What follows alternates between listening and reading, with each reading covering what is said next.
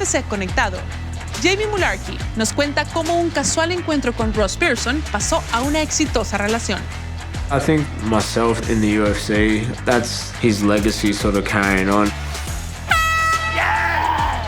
Nos adentramos en la condecorada historia de los australianos en la UFC. With the growth of UFC and mixed martial arts, it was only natural for Australia to follow and to start producing some of the highest caliber of athletes the world has ever seen. Y Yazmin Jauregui revela sus 5 debuts favoritos dentro del octágono. Hola y bienvenidos a UFC Conectado. Muy lejos de su hogar en el norte de Inglaterra, el ex ganador del The Ultimate Fighter, Ross Pearson, ahora llama a Australia su casa. Después de instalarse en la costa central de Nueva Gales del Sur, Pearson se vinculó con el peso ligero local, Yazmin Jauregui, y comenzó a entrenar al joven como su alumno. La inesperada pareja formó un vínculo sólido, y bajo la guía de Ross, Yazmin logró llegar a la UFC, donde ahora es un pilar en la división de las 155 libras. Escuchemos más de esta fascinante historia en Irrompible.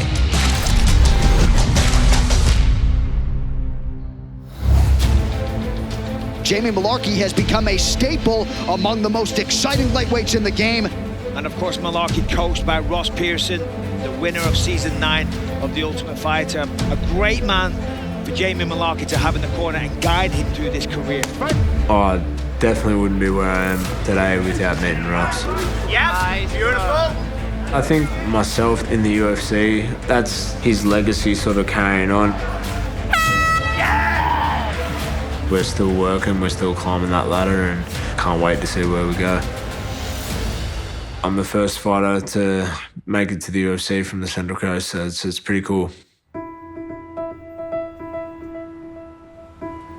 I got into fighting when I was 14 years old. I was always into sports. I was playing footy and I wanted to keep fit in the off-season. I never really was like a standout in sports. But when I found mixed martial arts, I was just pretty good at it.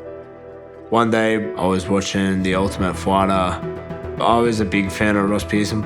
I always liked his style, even his attitude that you could see, those small parts of his personality in the show. I want to hurt him. I want to hit him with everything I've got.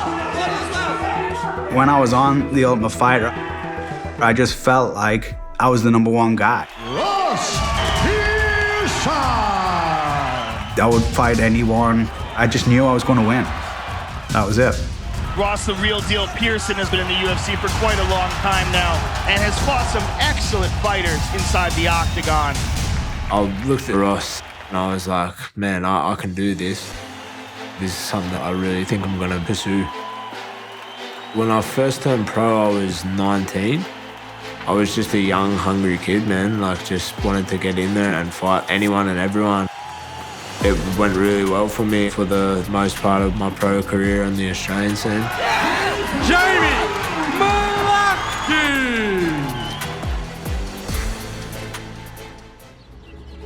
After Ultimate Fighter, I met my wife in Sydney. I did my camp in Alliance in San Diego, and she came out with us.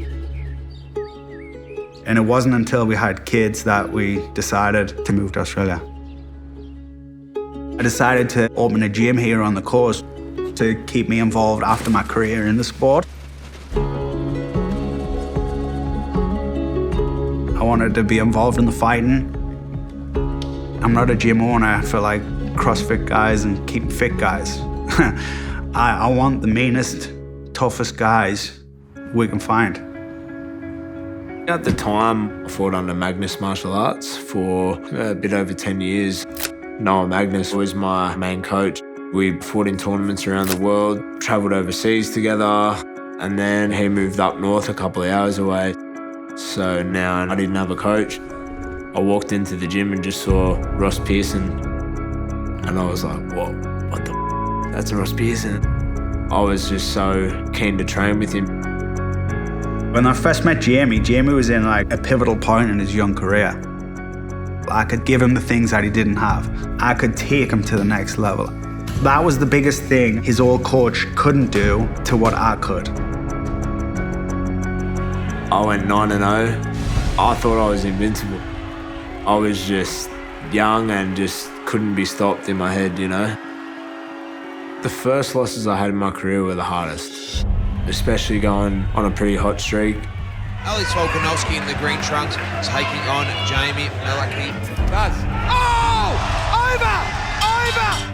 Having to deal with those emotions, the self-doubt that crept in that I never had before. He lost to top-level guys. I think it frustrated him. He doubted himself and questioned himself. He was just gonna pack it in. And I told him right out, I was like, you're fighting in the wrong weight group. He was fighting at 145. He was cutting too much weight. Fighting at 50% against these good guys, you're beating yourself before you even get in. I'm not saying I saved his career or anything like that, but him hearing that from me kind of lit the spark under his ass again.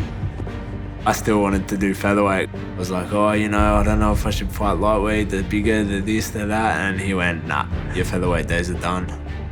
Ross pushed me on. It took a little bit of time before jumping back in. My first fight back was about after a year layoff. I felt great. Healthier, bigger, stronger fighter. It was just lightweight from here on in.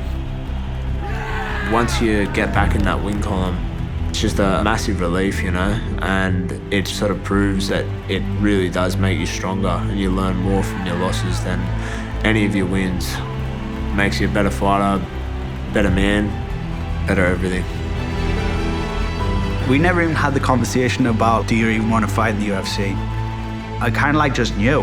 Why else would he be here? Why else would he be training the way he is? I got a call from Ross. He basically just said, I'm gonna step up into the big leagues, and I was just in shock. I'm getting tingles talking about it now.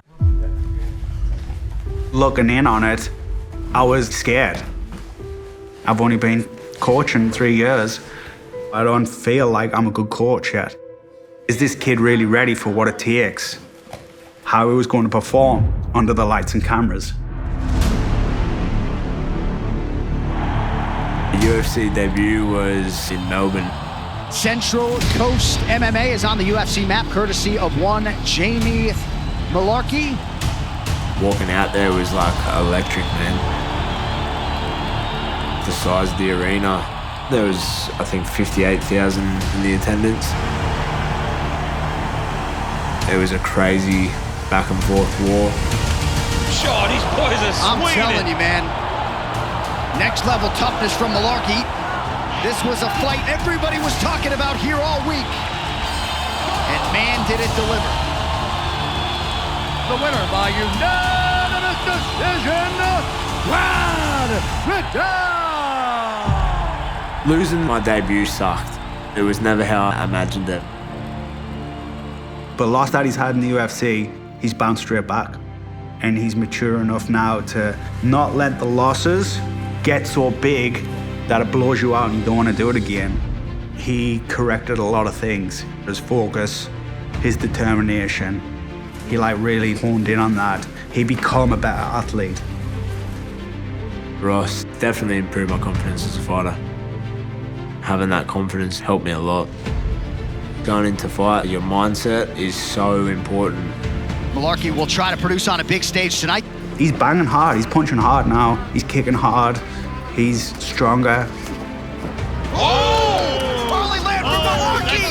Jamie Jauregui! Live and in color! Jamie, he's got that will, grit, determination. He can do anything he wants. Yes! If he wants to really hurt you, Oh my goodness! he'll do good. We're talking about Jauregui being the future coming into the sport, who's faced the best of the best. He's training with Ross Pearson. He's leveled up in each one of these fights. It's like when you get put in the ocean, you're gonna sink or swim. You just swim. Beautiful takedown, good timing. And this is what Ross Pearson was talking about, levels to this game. Nice left hook and a smile from Jamie. All indications are that Jauregui is going to prevail. We're just aiming to climb to the top of the ladder. Where Jamie is right now, he's coming into his prime. He stayed in. He took his ass kickings, he took his beatings. I see the hooligan that I was in him. Maybe I am a good coach. I think that he's gonna have a good coaching career. And hopefully he inspires and brings through another whole crop of young guys to take on this journey. The future holds some exciting things, man. I see myself really taking it as far as I can. He's the nicest kid in the world. I want to see him live his career. I want to see him become a world champion. Lightweight's got another player from Australia.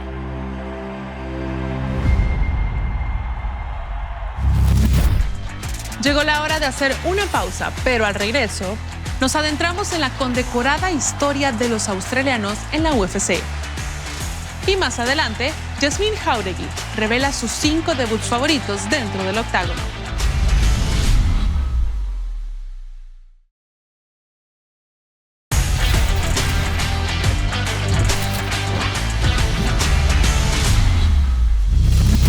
En el 2001, Elvis Steinosiek hizo historia como el primer australiano en competir en la UFC, inspirando a generaciones de peleadores de ese país. Desde ese momento, estos atletas han subido a la cima, resultando en oleadas de jóvenes contendientes, eventos que rompen récords y los venerados campeones Robert Whittaker y el rey libra por libra Alexander Volkanovski. Nos encontramos con algunos de estos guerreros australianos para hablar del inmenso impacto que han tenido dentro del octágono.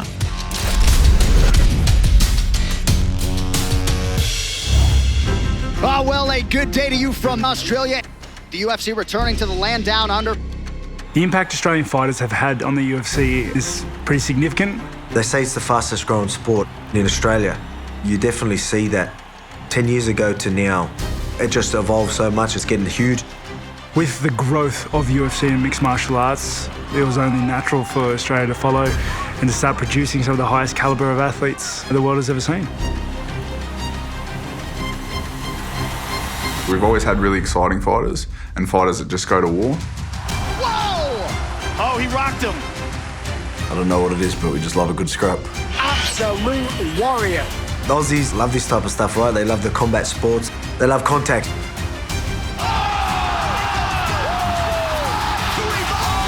Fighting is in our nature. It's something that runs deep in our blood, and I think that's why we're so drawn to it. The Australian MMA scene has just been skyrocketing and we all get along. We're all on the same team and we all back each other. When one of us wins, we all win. The crowd on their feet. I've been watching for a long time, so I remember Elvis Sinisic. The king of rock and rumble, Elvis Sinisic. Oh, trouble here. There's the tap. There's the tap. It's over. Anthony Peros. Anthony Peros is a real pioneer of martial arts in Australia. That's under the chin. Oh, there's the tapping hand. He puts it to work. All those guys, Kyle Noak. Aussie. Kyle Noak. He got him. Nicely done. The first Australian MMA fighter in the UFC that I remember was George Sotiropoulos. George was so important because he was the first guy in those lighter weight divisions that showed us kids who were here training at the time that we could get to the top of the division. He's going for an arm. Make sure the dent doesn't turn. Nice. Beautiful. George Sotiropoulos. These pioneers, they paved the way for my generation and even the generation up from me. They opened the doors and let through the flood. We'll see you next in UFC Australia, maybe, huh? Thank you. Aussie. The first event in Australia was UFC 110. From beautiful Australia, the MMA leader has touched down in this great nation. The UFC coming and showing that they could run such a professional show in Sydney opened the public's eye to the fact that this is a sport, not some backyard thing. And that's why we kept getting good events. We're in Melbourne, Australia. We welcome you to Adelaide, live inside the RAC Arena here in Perth, Western Australia. It showed the love and passion for it, that us as a nation could fill out a whole stadium. UFC 193, that made waves in the sport. Record-setting attendance inside the Etihad Stadium. It was a huge moment for all of us. Fighting out of Australia, Ben 10 wins! Rich Walsh is all over him. He's hurt. Rich Walsh, dominant. What a finish for Daniel Kelly. Kyle Noak, he defeats Peter Sabata. completely dominant from Matthews. Mark Hunt and Bigfoot, that fight was unreal. Oh, he tagged him. Trying to finish it. Hands all over. Mark Hunt by knockout. And then there was Holly Holm versus Ronda Rousey. Here we go. I remember watching Holly land that head kick. Holly looking to finish out. The whole stadium erupted. Holly Holm shocks the world in front of a record-setting crowd. Australian events are different because of the crowd, the atmosphere. We've got a different kind of culture over here. It's always fun, put it that way. The Australian fans are lunatics. You go to other cities and they're not there till like the main card. Australians are there from the very first fight. When it is an Australian event, they get behind their own like no other. You can hear the crowd during the fights. They're just electric. There is an energy that they put out that you cannot describe. It's an honour to fight in front of Aussie fans as an Australian.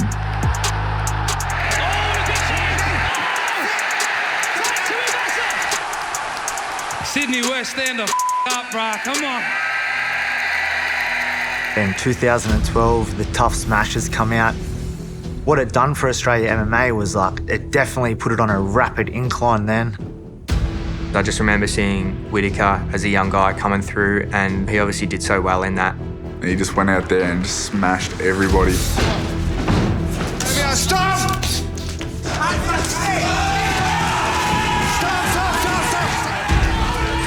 The impact of that show was huge because once I got into the UFC, I'd like to think that I had a bit of a hand in promoting the sport quite thoroughly in Australia. A lot of promise for this kid. We may have a contender here in Robert Whittaker. When he started beating those top 10 guys, yeah, it was pretty obvious that he was going to be champion. Robert Whittaker with a head kick. Whittaker has knocked out Derek Brunson in the first round. Rob's fights against Yol, obviously, crazy. A closely contested championship fight. Oh, big elbows! Australia has a UFC champion. His name is Robert Whittaker. To have an Australian fighter get the world title, it's so big. For me, it definitely gave me even more hope than I already had. Wasn't too long after that before I was able to do it. Alexander Volkanovski trying to win a UFC title tonight. No! Now we have Volk, the current champion, the featherweight division. The way Volk represents Australian MMA is just incredible. And he goes out there and performs. Oh my goodness! Oh! Every time he fights, I turn into a fan. He paved the way. Not only can you become a champion, but you can become the very best in the sport and dominate. And still! It's crazy to think that we have the #1 pound-for-pound fighter in the world in Australia. Surely this is the golden era of Aussie MMA. I think it's only going to get better. And I feel like this is the wave that takes over the whole sport.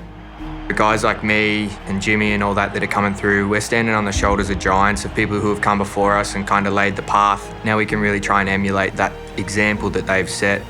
It's an honour and it's a responsibility to represent Australia. It's such a great country with great people, and to wear that flag is a pretty special feeling. We've shown you, we've got champions, we've got contenders, and it's just going to keep going. Great to be down under. Love this country.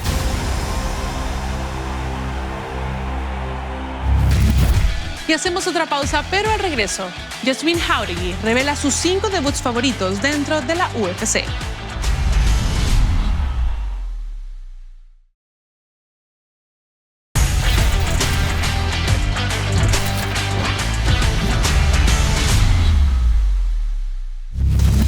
Cuando la mexicana Yazmin Jauregui llegó a la UFC, lo hizo con un récord invicto y una reputación digna de una futura estrella.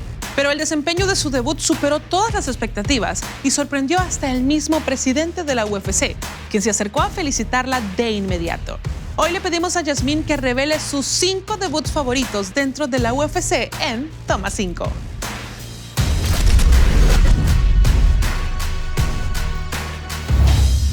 La peleadora mexicana, Yazmin Jauregui. Una gran promesa, ¿no? A su corta edad, llegó a las grandes ligas.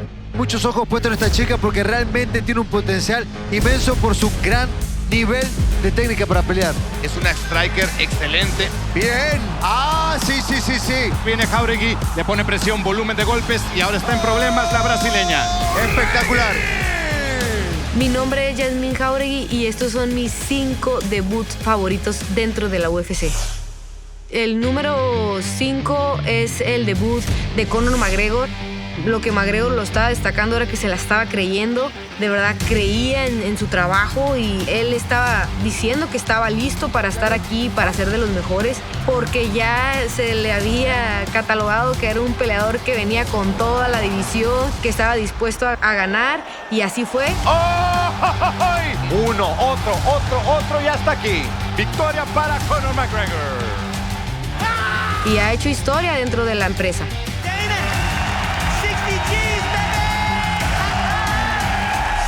Vamos por el cuarto debut, que es de mis favoritos y es Alexa Grasso. Alexa Grasso pues venía de invicta, ya tenía varias participaciones ahí con un boxeo impresionante y cuando le dieron la oportunidad de estar dentro de la UFC me llenó de mucha motivación. Y aquí está la niña de Guadalajara, Alexa Grasso, sintiendo la vibra del octágono más famoso del mundo. Especialista en el strike, muy buen golpeo que tiene Alexa Grasso. Le prende la maquinita a la derecha, a la izquierda, el uppercut, está en peligro Jokar, está brillando Alexa Grasso, pero aquí aparece la esencia, la zona de confort de Alexa Grasso. Estaba muy feliz por ella y de verdad que trabaja muy duro y eso me llenó de emoción y de motivación. Ahora sí por el derribo y para cerrar con broche de oro, el azote de Alexa Grasso. Qué buen debut, qué batalla de Alexa Grasso.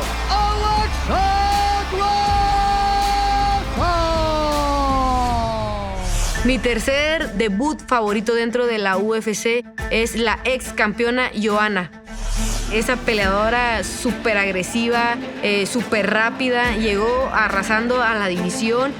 Me di cuenta que esa división era una división dura. Primer asalto de 3. A pelear.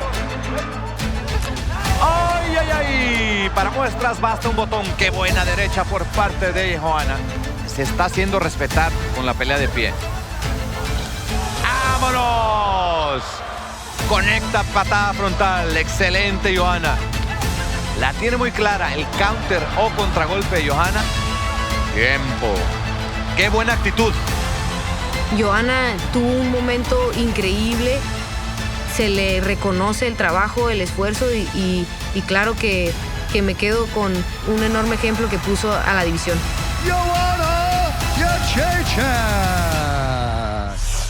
Mi segundo debut favorito dentro de la UFC es mi compañero Cristian Quiñones. Así lo disfruta. Se lo ve muy motivado, un peleador que tiene poder de knockout. El sueño cumplido, ¿no? De llegar aquí a las grandes ligas. Me puso muy feliz ver su logro, saber que está dentro de una de las empresas más grandes. Se preparó demasiado para esa pelea y orgulloso de compartir entrenamientos y conocerlo más de cerca. Un corto aviso le da este pasaporte a Quiñones. Vamos a ver, se aprovecha la oportunidad de estar en este evento histórico. Let's go. Se lo ve bien, me gusta, le alcanza a su favor del mexicano. Bien. Ahí va el jab, lindo, prolijo. Cada vez se ve más cómodo Quiñones. En su debut, Cristian se logró llevar la pelea por un knockout impresionante. ¡Ay! Entra muy bien esa mano derecha. ¡Guau! ¡Sí! ¡Qué knockout impresionante! Aquí gana Cristian Quiñones y ¡qué debut! Se tenía muy merecido ganar de esa manera.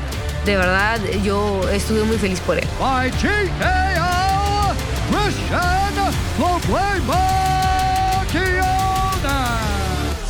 Y mi debut favorito, el número 1 dentro de la UFC y el mejor, la neta, es el mío.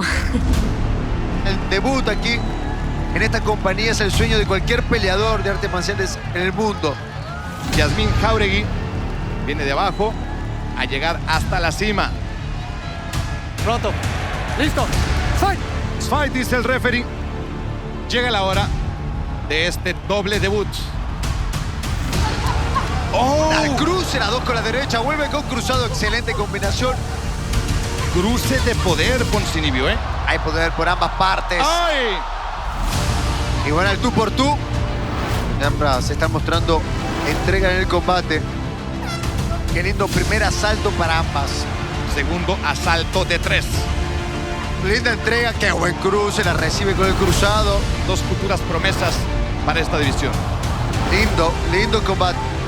Ahí está. Me gusta. ¡Ah, qué cierre! Tenemos candidato a pelea de la noche. Así termina el segundo asalto. Ahí lo tenemos a Dana White de pie aplaudiendo. Y qué debut de estas guerreras. Gracias, Jauregui. Gracias, Lucindo.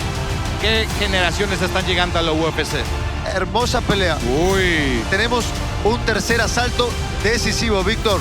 ¡Ay, qué linda mano derecha! Así están cerrando este asalto.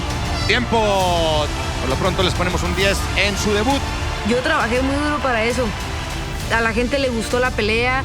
Se mantiene invicta de Tijuana, Yazmin Jauregui. Al Dana White le gustó la pelea.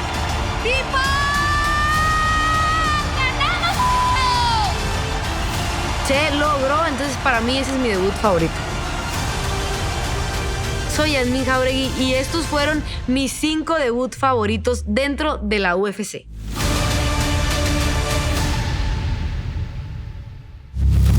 Así terminamos este episodio, pero contáctanos y comparte tus opiniones en línea usando el hashtag UFC Conectado.